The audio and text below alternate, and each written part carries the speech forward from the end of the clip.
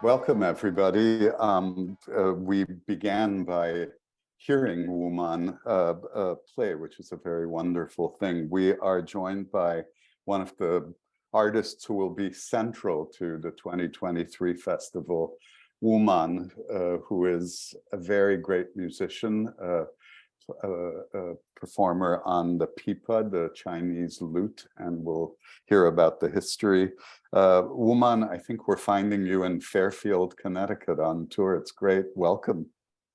Yes, I'm in my hotel room. Hello, everyone. The life of a touring musician. And I have a very wonderful picture of you, me, and Claire Chase at Ojai, and I can't remember what year it was. Dear, this is not your first time at Ojai. Was it 2016? I think maybe something like that. Yes, something like that. 15, Gina? Yeah, 2015 with Steve Schick as music director. So it's a very happy return. Woman, let's begin at the beginning. We'll later in the program have a chance to watch a video that you so kindly recorded for us at home in San Diego, in which you demonstrate the instrument, play some wonderful music. But we first met 20-something years ago at the very beginning of the Silk Road project at the invitation of Yo-Yo Ma and at the creation of Yo-Yo Ma. And although we've known each other all those years, I've never asked you about the very beginnings of your musical life. How old were you when you began? How did you begin playing? Was it the pipa? And how did the early years evolve? Well, when I began at the age of 9, play instrument, but wasn't pipa. It's kind of smaller, like a mandolin, small instrument. And I switched to pipa when I was 12. But, like any other Chinese family, parents very demanding. So I always answered, like, which is my parents chose that instrument for me, wanted me to become a musician. Somehow they discovered, wow, this is probably going to be a good musician. So I'm very fortunate, my parents made that decision. And of course, gradually, I really into the music. I really enjoy the music. So, 9 and 12, that's my early years started. And is there a kind of formal kind of technique practice of how you begin? Is there like a graded series of pieces? How does one begin to play, and do you work with one specific pipa teacher? Yeah, early years I do work with a private teacher, and specifically focus on technique, focus on small pieces. And so if we say traditional repertoire, we have pipa music, like a lot of other traditional music. We did not have notation early years, which is 1,000 years of we have the notation, which is later 19th century. Some master notated down and made a book, handwriting book, which including 13 solo piece. So that's how the modern days, always younger generation, we all learn from that for 13 pieces. Besides that, although it was notated in the 19th century, it's very old music, right? It's carried forward centuries. It was only notated in modern notation, right, in 19th century. Yes, 19th century notated down, but the music itself actually much earlier. And who knows, a lot of folk tunes and oral tradition, came down, and someone wrote it down. And if you see that notation, if you see that music, a lot of music, very skeleton notation, so a lot of ornamentation, a lot of improvisation involved. So that's kind of the tradition for the Chinese music. And where was this? Where were your early years? I was born in Hangzhou, Zhejiang, which is very close to Shanghai, little south Shanghai. It's a beautiful city. You should go. Everyone should go. I would love to. And so you begin with this very traditional, almost like a canon, a core repertoire that's written down. When did you know that music would be your life? Was it from 12 that it was decided? Are your parents music lovers or musicians? Well, they're not musicians, they're artists. My father is artist. But when I was 13, I got an audition and have opportunity, went to Beijing, the conservatory. That time I knew, okay, this is gonna be my rest of my life. I want to be a musician, so have a very intense training, sort of like professional training, very much like a Juilliard. And so yes, 13. And This, this I'm was still. the, Sorry, this go was ahead. the Central Conservatory. Yes. And actually, it might be interesting for everybody to know this, in a way, is a parallel to the Juilliard of China, one of the two leading conservatories, along with Shanghai Conservatory in China. And these conservatories have very rigorous training, both in Western musical styles, but also in traditional Chinese instruments and traditional Chinese repertoire. So it's very unusual that both coexist in the hallways of the same conservatory. And it's strict conservatory training, as you said. Yes. In recent years, you've really expanded the pipa repertoire amazingly, created, taken this very ancient tradition and created a brand new repertoire, mostly since your years in the US, of course. And you've been involved in inspiring or commissioning new music from Tan Dun and Lei Liang and Lou Harrison and Chinnery Ung and many other composers, and you have composed yourself. When did your exploration of outside the most traditional pipa repertoire begin? Was it while you were still in China, of sort of exploring, if you will, the modern face of the pipa? That was late 80s, when China opened the door to the West, and we have a lot of opportunity to listen, to heard a lot of modern music. And first time I heard John Cage in my class, American music class. And it was so interesting to us. And then there's a lot of modern musicians, a lot of musicians from Hong Kong, composer from Taiwan. They visit mainland China, and they share the opportunity to share their music. So, and also my schoolmates like Tan Dun, you mentioned a lot of composer, and they started writing sort of contemporary piece. So I always interested, so I involved to play their music in college time.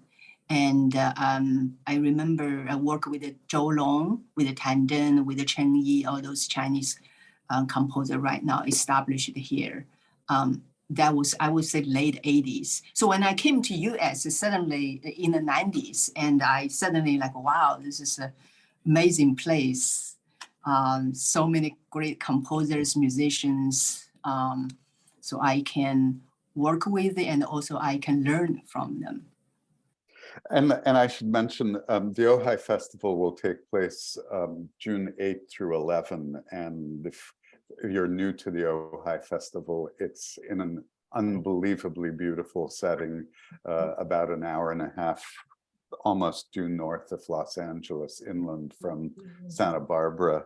And one of the things we'll be doing at the Ojai Festival this year is looking at both really ancient traditions of classical music outside of Western traditions, outside of Europe and the North America, but also contemporary music, concert music that's been written by composers who come from non-Western cultures.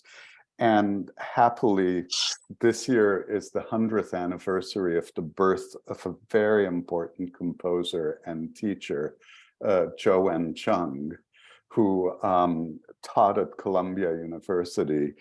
And every composer that Wuman just mentioned, Tan Dun, Zhou Long, Chen Yi, and everybody I mentioned, Lei Liang, Chineri Eng, every single one studied with Zhou and Chung at Columbia University or privately.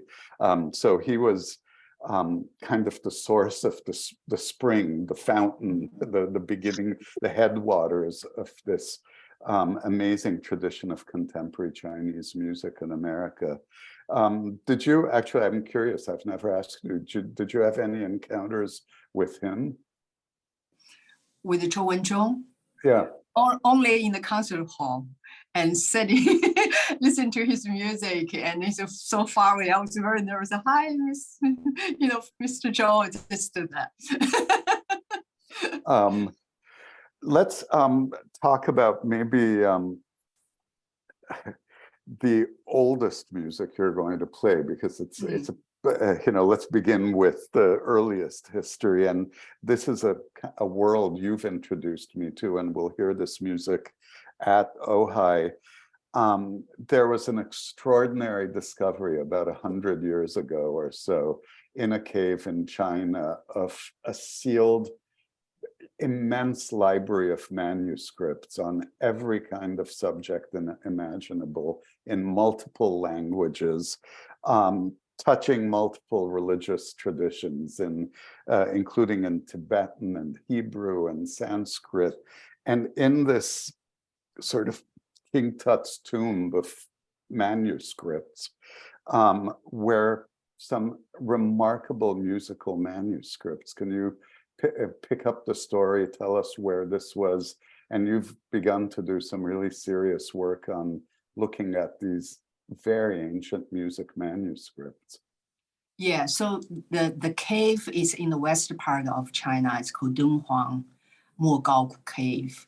I got chance, well, most Chinese will know where is Dunhuang. What does that mean, Dunhuang? I'm sure, here in our Zoom meeting, there are a lot of people will know.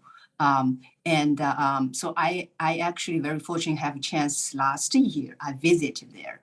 I had a private tour, and I went to the Cave 17, which is the music discovered. But right now, of course, it's empty. The cave is empty. Everything is gone, and they all moved out. I should say for preservation. It's not that it was stolen. Right. The manuscripts are now all under controlled conditions all around the world. All around the world, in the museum, everywhere. Thank you. So they discovered, early years, they discovered the 25 pipa music, or they say Dunhuang music. Dunhuang, old music. So a lot of scholars discovered they had evidence to say that's the pipa music. So I'm very interested, and if you listen to those tunes, you will not recognize as a Chinese modern music. It's not a pentatonic. It's not like a di da la da da la da la da la da. It's different. It's totally different. It's very ancient.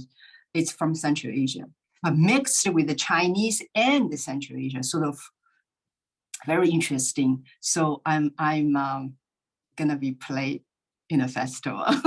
Yeah, it will easily be the oldest music played possibly ever at Ojai, because nobody knows, I don't think it's known, right, exactly how old, but it can't be any newer than the 11th century. Because of the dating of the paper and when the cave was sealed. And the manuscripts are thought to date from the 4th to the 11th centuries.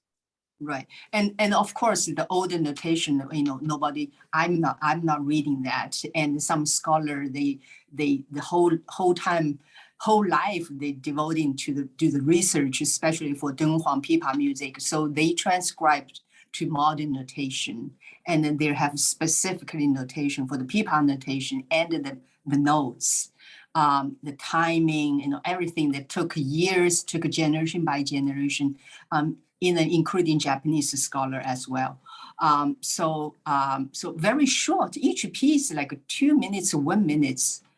So I will play like small group of the piece in the festival.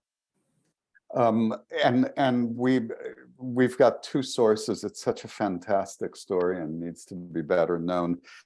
For a quick overview and some wonderful historic photographs, there's in the chat the Wikipedia article that actually shows some of the very early photographs. And then if you want to pursue it more, there is a more wonderful scholarly article about these discoveries, and not just the pipa manuscripts, but the whole range of this kind of religious, philosophical, literary treasure trove that included 25 pieces of pipa music, which, if I remember right, Woman, from your email, the pipa music is now in the British Library and the Bibliothèque Nationale in Paris. Yes. So that, and if it's definitively identified as pipa music, that tells us the pipa is at least 1,000 years old. Is there visual images or any other documentation that actually tells us how far the pipa goes? Oh, if you go to the cave, there's so many. If you go to each cave, they all have pipa there. So if the cave is 14th century, 7th century, so you already see pipa already existed there. And the European lute is, in a sense, the pipa turned on its side. The instruments actually look quite similar. The pipa is played vertically and the lute is played horizontally, but they're very related instruments. What was you've spent years with the Silk Road. What was the route? Well, early years, or we say Tang Dynasty, which is in the near 2,000 years ago. Even in the cave, you can see two types of pipa exist at the same time. Horizontal and vertical is all there. 5 strings and 4 strings, and use a big plectrum play.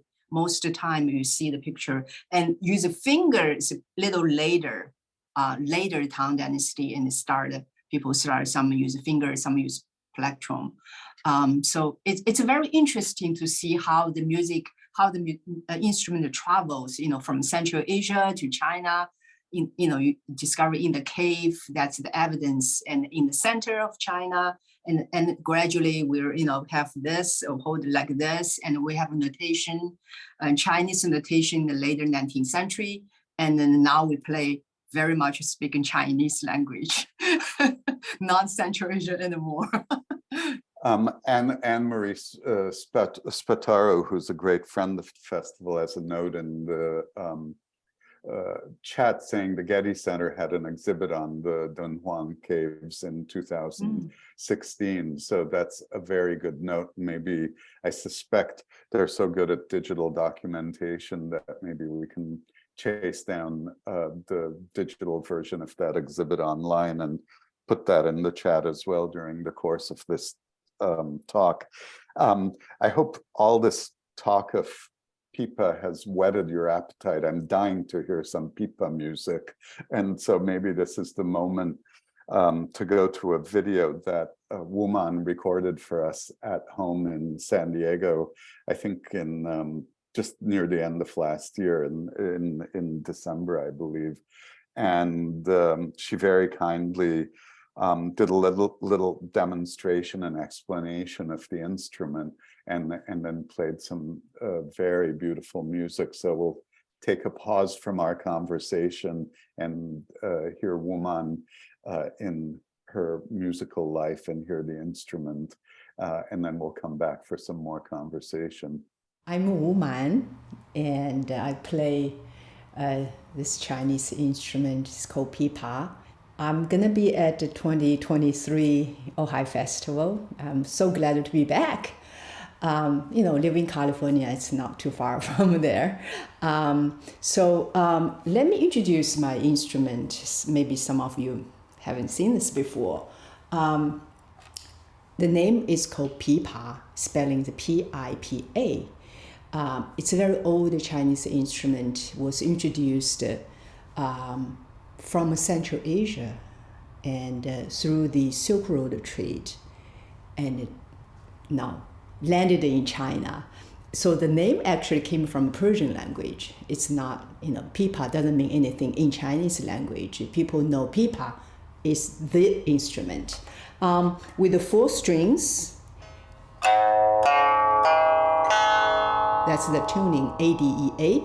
And older days, we play this instrument very much like you play guitar or European lute or Middle East oud.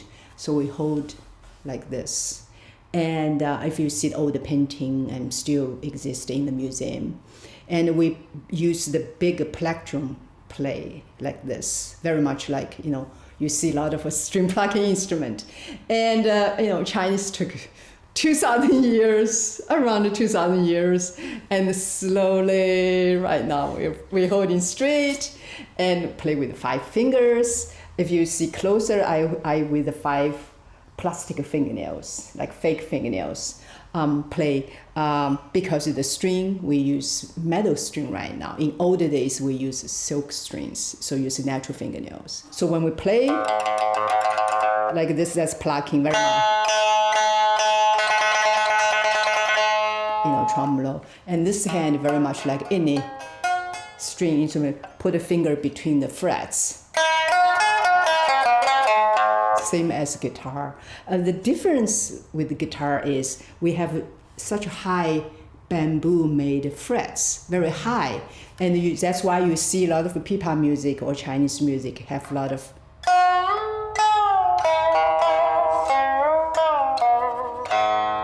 that's the kind of flavor, intonation, ornamentation is very different because of the high frets, so we can push very much like this. For traditional Chinese music, a lot of time we're based on improvisation. For me, easily just get up and play something else. So here you hear is my improvisation.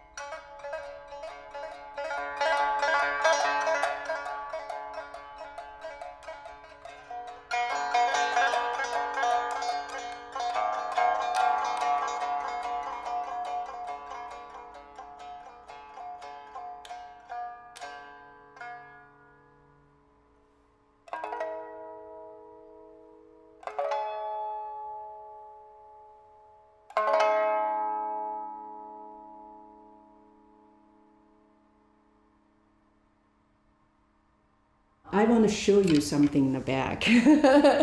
This is a very, it's a special instrument made for me.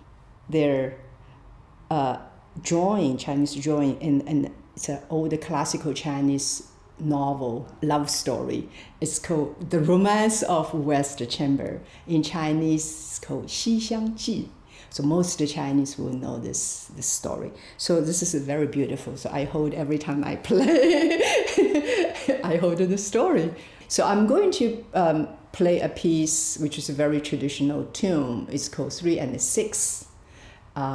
So based on all the notes 3 and 6, which is mi and la.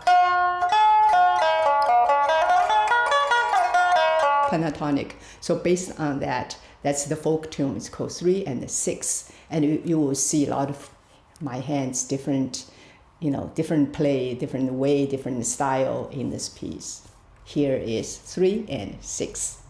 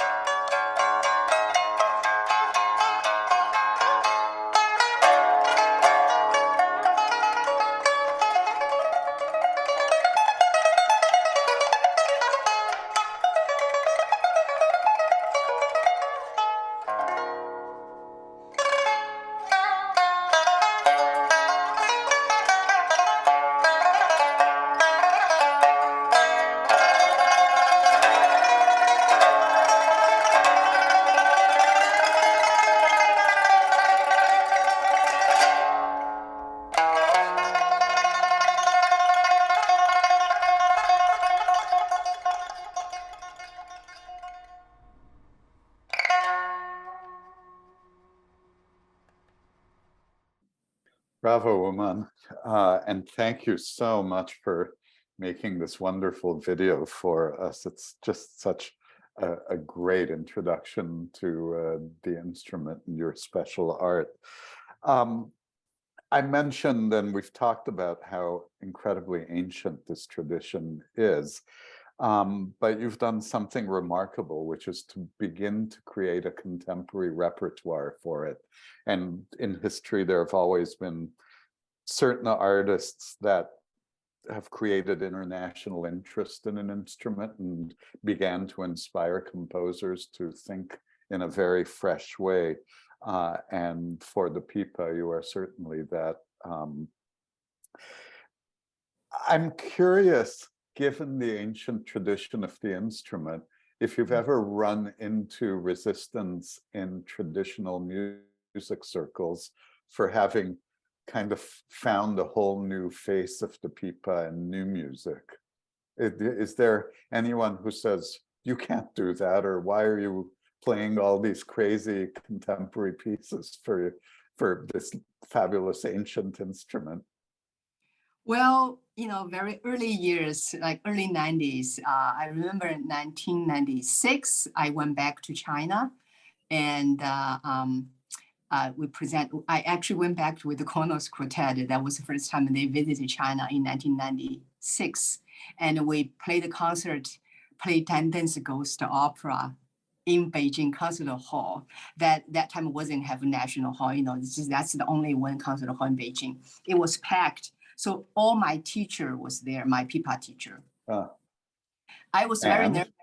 Yes, and so afterwards, my teacher, my Professor Ling Shichen, he came to me. He said he was smiling on that. He said, "I don't understand that music, but I really enjoyed it."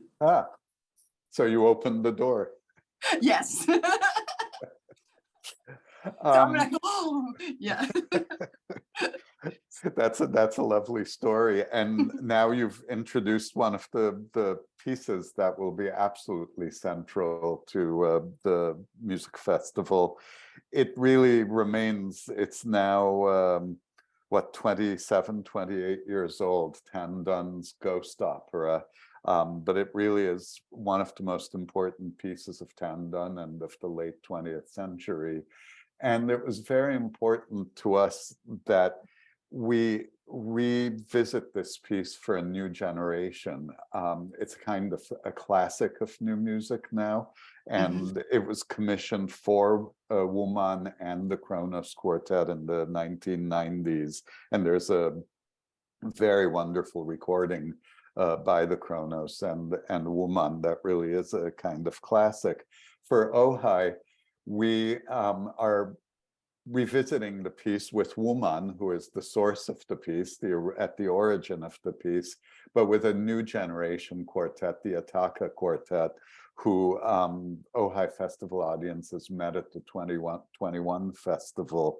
And we're also adding another element, which is the presence of a dancer, Peju Chen Peju, who was a great Martha Graham dancer, recently stepped down from that company and is a director of companies in both Taiwan and in New York, who is creating a kind of choreography for the piece as a kind of spirit guide for the musicians.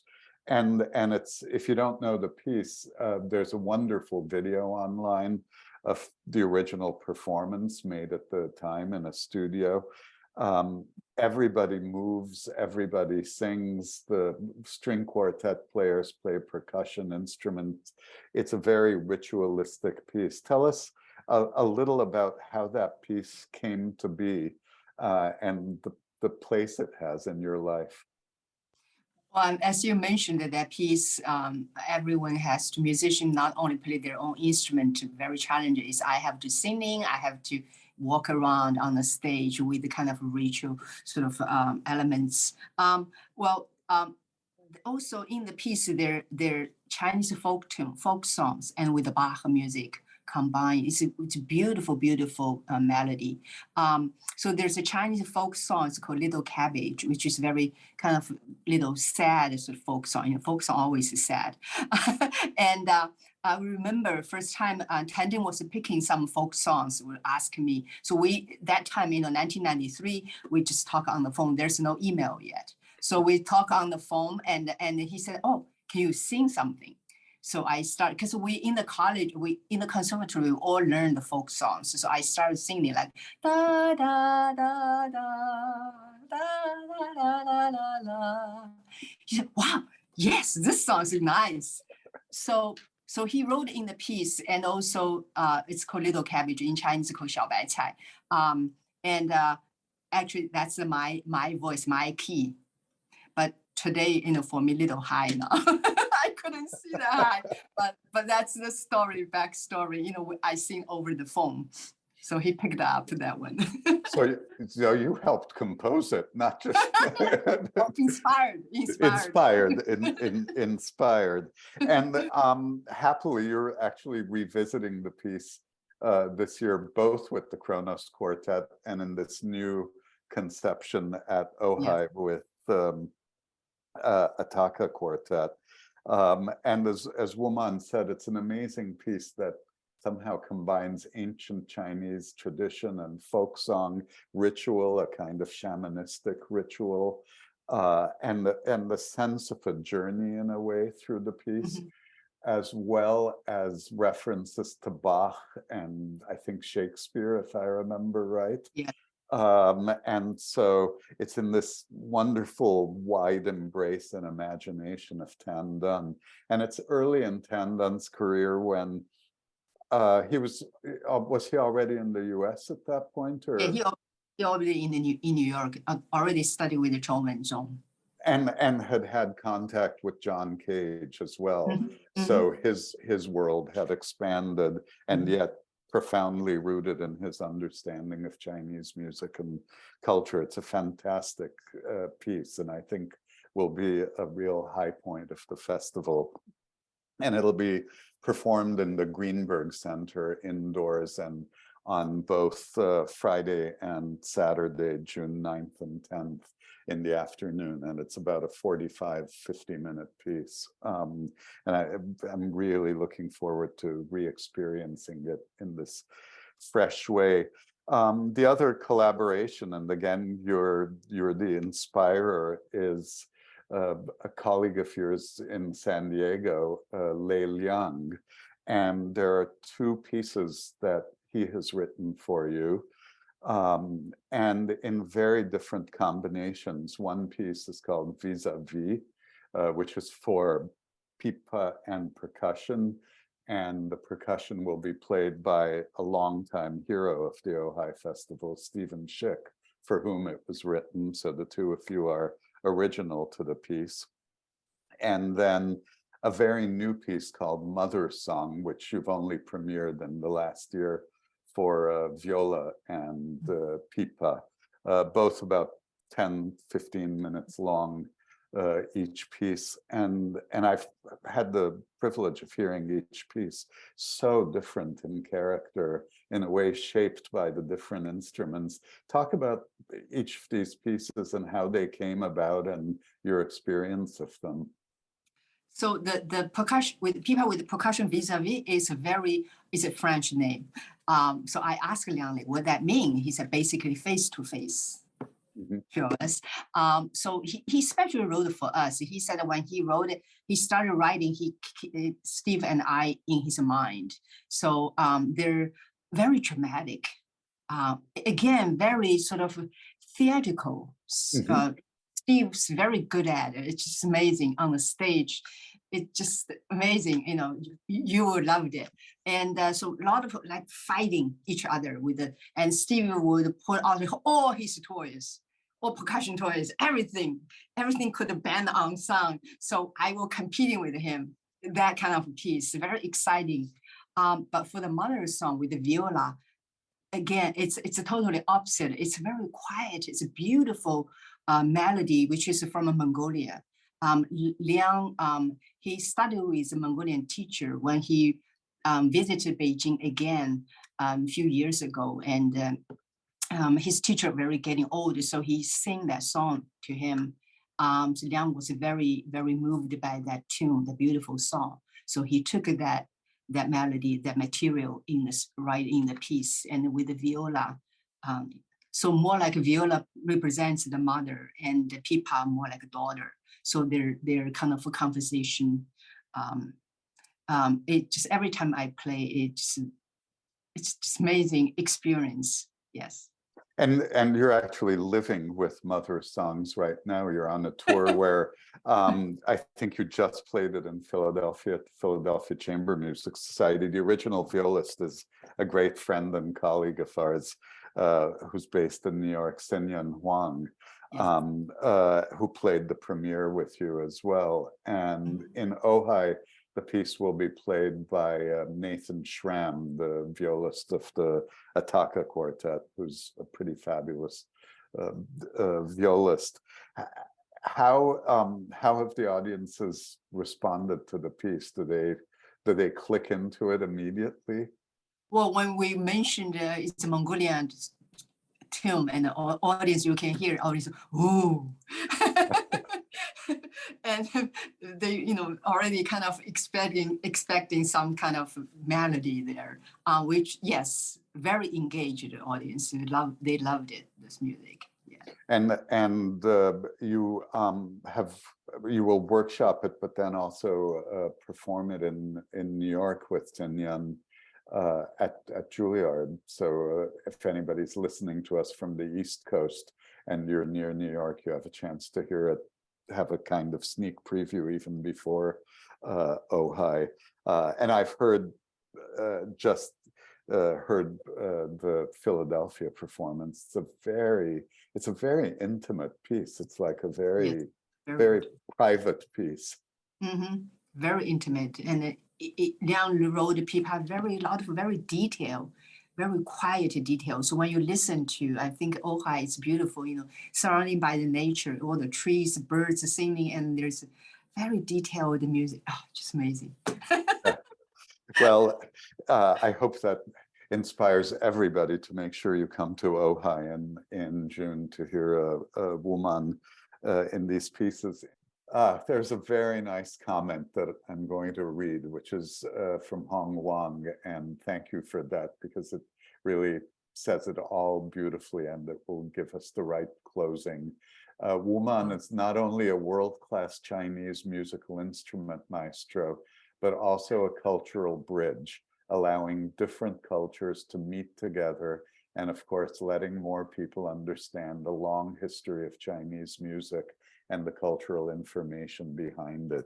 Here, we will celebrate Wu Man and her work in June 8th through 11 at the Ojai Festival, and hope to see everybody there. And Wu Man, xie xie. Thank you. Happy New Year. Happy Year of the Rabbit. Thank you. Get off the rabbit. Thank you.